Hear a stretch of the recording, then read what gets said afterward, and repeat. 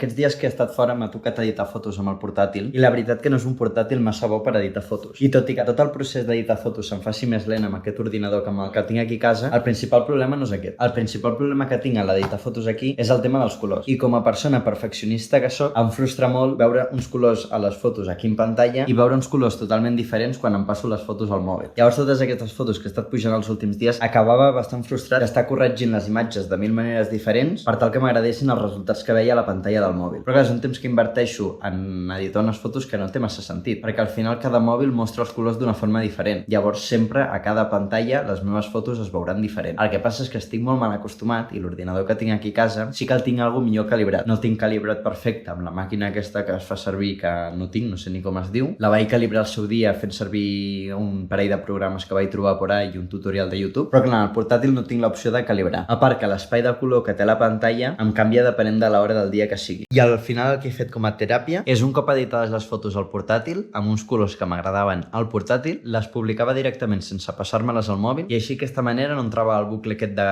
revisions. Ja que una vegada publicades les fotos, encara que després al mòbil no em convencessin els colors, com ja estava publicat, doncs pa'lante.